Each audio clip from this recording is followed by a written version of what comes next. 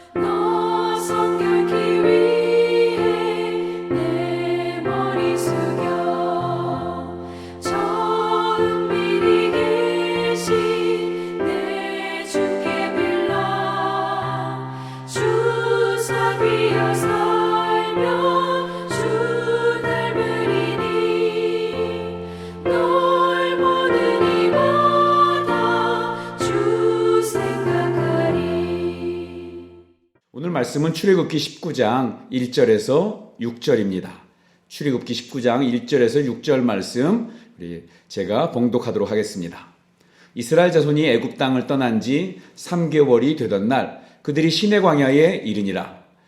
그들이 르비딤을 떠나 시내 광야에 이르러 그 광야에 장막을 치되 이스라엘이 거기 산 앞에 장막을 치니라.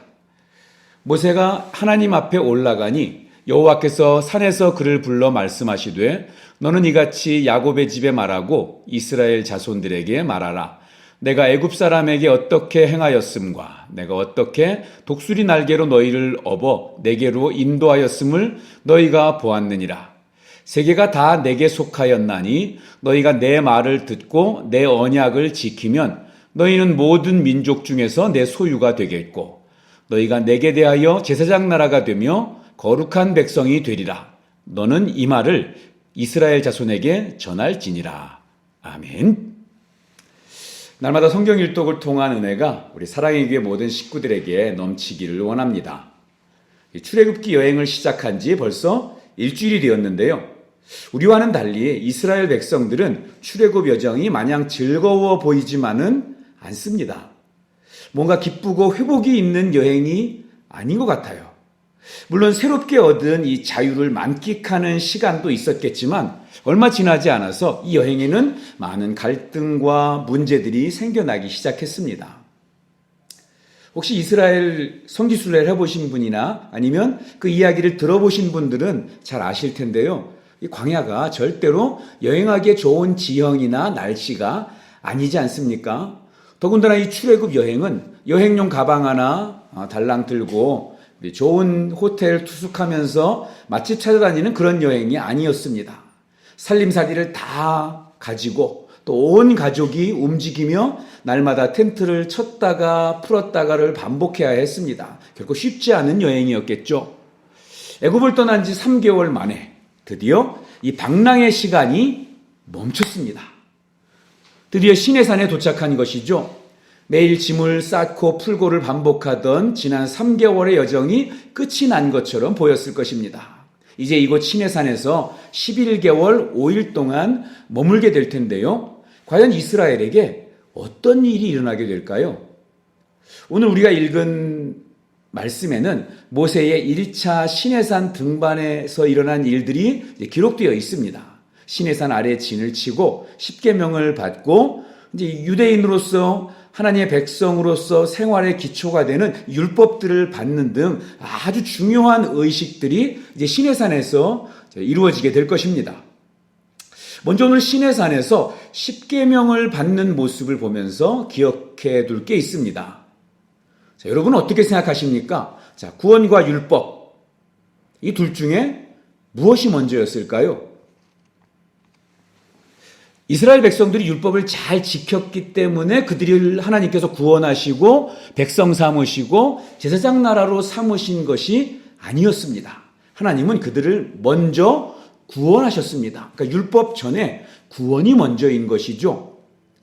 그러면 왜 십계명을 주셨을까요? 구원하셨으면 됐지 왜 율법을 만드셨을까요? 하나님께서 그들에게 십계명과 율법을 주신 이유는 구원받은 자들이 하나님 나라 백성답게 살아가도록 율법을 주신 것입니다. 그래서 율법은 구원을 받는 방법이 아니라 구원을 받은 사람이 살아가는 방법입니다. 그러니까 이것을 유대인들이 잘못 이해를 해서 예수님 당시에는 율법을 지켜야 구원을 받는다고 율법주의자들 바리새인들이 나오게 된 것입니다. 우리는 구원을 받기 위해 율법을 지키며 사는 것이 아니라 구원을 받았기 때문에 하나님의 법을 지키며 살아야 하는 것입니다. 우리는 신앙생활하면서 이것이 뒤바뀌지 않도록 해야 하는데요. 십계명을 주신 이 20장의 첫 구절에도 잘 나와 있습니다. 우리 꼭 오늘 본문 성경을 읽을 때 주의 깊게 살펴보시기 바랍니다. 너희가 십계명을 잘 지키면 애굽에서 구원해 주겠다 이렇게 하지 않으셨습니다. 너희가 율법을 잘 지키면 보상으로 약속의 땅을 가나안 땅을 주고 너희가 무사히 가나안 땅에 도착하도록 내가 인도해 주겠다. 하나님 거래하지 않으셨습니다. 나는 너를 애굽 땅 종되었던 집에서 인도하여 낸 내 하나님 여호와니라 라고 말씀해 주십니다. 그러니까 구원 먼저 하시고 그리고 십계명을 주신 것입니다. 오늘 말씀 속에도 우리 계속해서 율법과 규칙에 대한 이야기들이 이제 나오게 되는데요. 하나님의 백성으로서 성결하게 거룩하게 준비되어야 한다고도 이렇게 말씀하시고 설명을 해 주십니다. 율법이 우리를 구원하는 것은 아니라는 것을 이제는 우리가 잘 알고 있지만 그러면 우리가 구원받았다고 우리가 율법을 이제 지키려고 한다고 해서 과연 잘 지킬 수 있을까요? 사실 우리가 구원을 먼저 받았다고 해서 율법을 잘 지켜낼 수 있는 것은 아닙니다. 절대로 착각해서는 안 됩니다.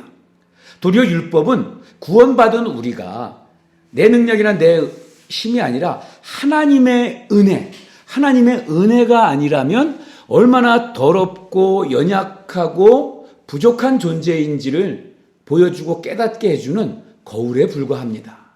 율법은 있지만 우리가 그것을 제대로 지킬 수가 없다는 것입니다. 이것을 완전하게 수행할 수가 없습니다. 이 세상엔 그 누구도 율법을 완전하게 지킨 사람이 없고 또 지킬 수 있는 사람도 없습니다. 하지만 오직 한 분, 예수 그리스도만이 율법을 완전하게 지키셨을 뿐 아니라 성경은 이 예수님이 율법의 완성이라고 하셨습니다. 그래서 우리는 율법을 보면서 연약한 우리를 완전한 하나님께로 인도해 주신 하나님께 나아갈 수 있는 길이요, 진리요, 생명이 되신 온전하시고 완전하신 예수 그리스도를 떠올려야 하는 것이죠. 자, 이제 다시 십계명을 보실까요? 그러면 십계명은 무엇을 의미합니까? 십계명은 총 2개의 파트로 나눠질 수 있는데요. 1계명에서부터 4계명까지는 하나님과 사람 사이의 관계를 다룹니다. 그리고 5계명에서부터 마지막 10번째 계명까지는 사람과 사람 사이의 관계를 다룹니다. 우리는 하나님의 백성이기 때문에 하나님이 어떤 분인지, 어떻게 예배해야 되는지, 또 우리가 무엇을 주의해야 하는지 잘 알아야 합니다. 앞에 있는 4개의 계명을 통해서 우리는 하나님을 바르게 섬기는 법에 대해서 우리 알게 되고요. 또 동시에 뒤에 있는 6개의 계명을 통해서 우리가 발을 디디고 살아가는 이 땅에서 어떤 모습으로 또 어떻게 관계를 맺으며 살아가야 하는지, 우리가 얼마나 이웃을 사랑하며 살아야 하는지, 또 생명을 귀하게 여기며 살아야 하고 심지어 우리 마음을 잘 지키며 살아야 하는지를 하나님께서 알려주십니다. 또한 십계명과 그 뒤에를 이어서 계속 나오는 21장의 여러 율법들을 보면서 우리는 하나님께서 얼마나 공의로운 분이시고 선하신 분인지를 우리 발견하게 될 것입니다. 하나의 생명도 귀하게 여기시는 분이 바로 이스라엘을 애굽에서 구원하신 하나님이라는 사실입니다. 자, 오늘 읽을 성경 출애굽기 19장, 20장, 21장을 읽으시면서 출애굽 후에 3개월 만에 시내산에 도착한 이스라엘을 우리가 만나게 될 것이고요. 그리고 그들에게 율법을 주시고 십계명을 주시는 하나님을 만나게 될 것입니다. 구원받은 우리가 다 지켜낼 수는 없겠지만 하나님이 우리에게 주신 이 귀한 십계명을 따라 하나님을 더욱 사랑하고 또 이웃을 더욱 사랑할 수 있는 그러한 저와 여러분 되기를 바랍니다. 기도하겠습니다. 하나님 아버지 감사합니다. 온 성도들이 성경 일독 여행을 통해서 성경을 읽어나가게 하시니 감사합니다. 이스라엘을 구원하신 것처럼 우리를 죄악의 사슬에서 구해내시고 우리를 제사장 나라 삼아주신 것을 감사합니다. 우리를 구원하신 하나님의 크신 사랑을 생각하면서 우리에게 주신 하나님의 명령을 기쁨으로 순종해가는 우리가 되게 하여 주시옵소서. 오늘도 우리에게 주시는 복된 말씀을 따라 승리하는 삶을 살기를 바라며 이 모든 말씀 우리의 구원 되시고 율법의 완성 되시는 예수님의 이름으로 기도하옵나이다. 아멘. 자, 오늘 읽으실 분량은 출애굽기 19장, 20장, 21장입니다. 우리 오늘도 성경을 읽으시면서 하나님께서 주시는 은혜들을 발견해 가시고 또 누리시는 그러한 시간 되기를 축복합니다. 사랑합니다. 축복합니다.